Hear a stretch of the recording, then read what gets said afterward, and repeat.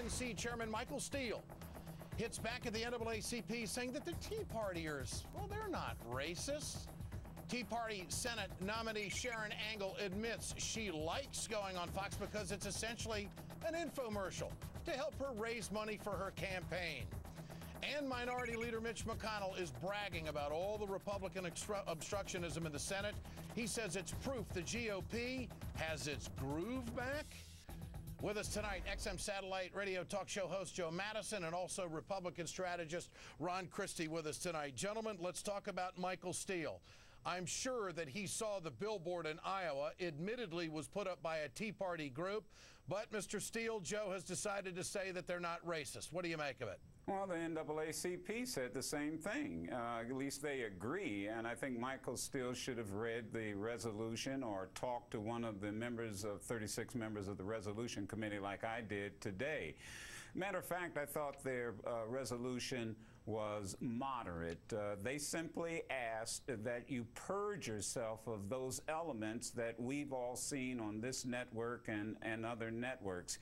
You know, isn't it ironic? Was it not about a year or 2 years ago that we asked candidate Obama and many of us in the civil rights movement to purge ourselves of a Jeremiah Wright? Yeah. I served on the board of the NAACP for 14 years, and I can tell you we don't even allow delegates, or we didn't, and they still don't allow delegates to boo candidates that speak before their convention. This is Mr. Steele's response to the Tea Party. He says Tea Party activists are your mom, or your dad, your local grocer, banker, hairdresser, or doctor.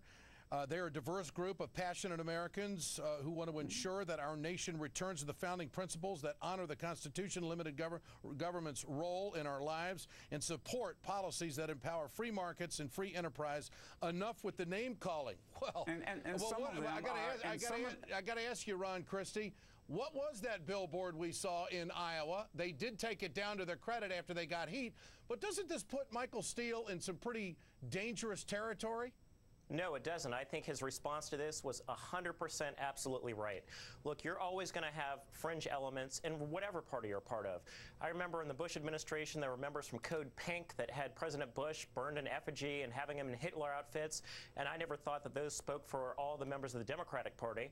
So therefore, to suggest that the Tea Party, which is not a political party, which is not a national movement, it's moms, it's dads, it's concerned citizens about the role and the scope of government, when they speak out peacefully, I might add, and say that they've had enough of Washington intruding on their lives, I applaud that. Okay. There are always going to be fringe elements. There are always going to be fringe elements. Here's the point I'm making, is some of them are NAACP members. The NAACP, and I've read the resolution, never said that the people in the Tea Party were racist. They asked them to do what you just said, to just eliminate this element, to call for. Matter of fact, they encouraged people to join the Tea Party. Well, I think the NAACP should frankly focus their attention elsewhere. They should focus on their own house.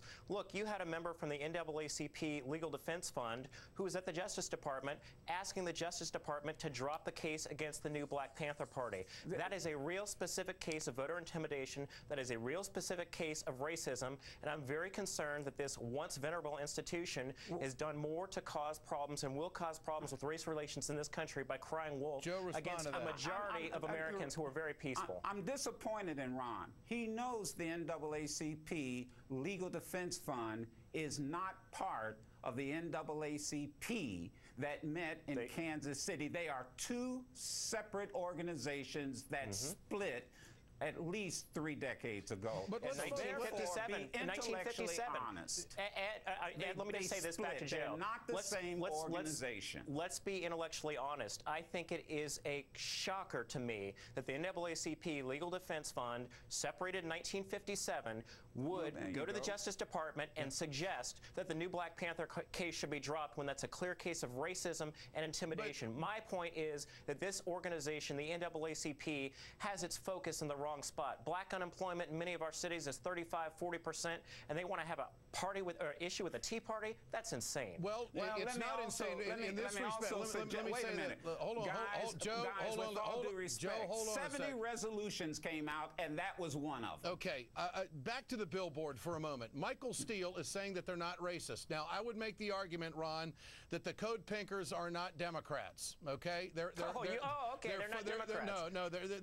They're not Democrats. You know they're not Democrats. They're anarchists in many respects. The fact is that these were Tea Partiers, admitted Tea Partiers, who put up this Hitler, Obama, Stalin sign or Lenin sign up there. And here's Michael Steele saying, well, they're not racist.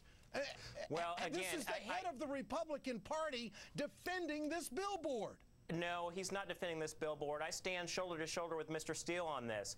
99% of the people, and show me the evidence other than one billboard.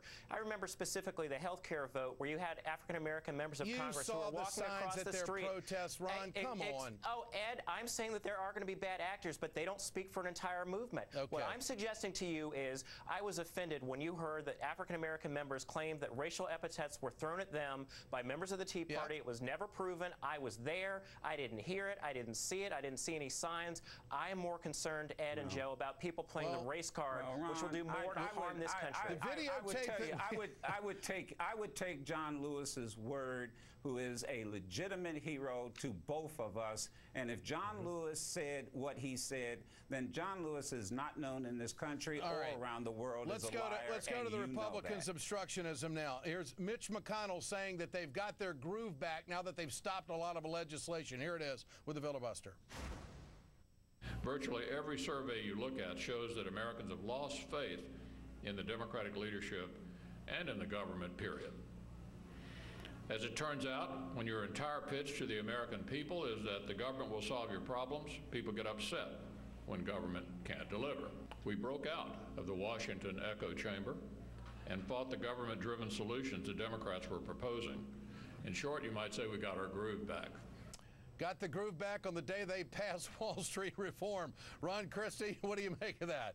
God bless Mitch McConnell. I am so enthusiastic about this November, Ed. I can hardly wait for it. Are you enthusiastic about the filibusters that they've done at a record pace and also on the jobs bill? Oh, gee, let's see. I seem to remember in the Bush administration that Senator Obama, Senator Biden, and Senator Clinton filibustered Republican nominees senselessly and endlessly, but yet and still the Republicans actually vote to allow nominees to come out of the committee. But you will admit this has been a record number of filibusters in this session, correct? What I would say is that the Republican minority in the Senate is exercising their constitutional responsibility to limit the size of government from an irresponsible Democratic majority. Joe, you got the final word. I mean, you're right. You're right, Ed. It's record. He wouldn't answer the question. Will you please get opponents on the show who will at least answer your question? I always answer the question, my friend. I'm saying it's funny how the Democrats do it. You guys have no problem when the Democrats filibuster. Ron, there are absolutes. It's either a record number of filibusters or it's not.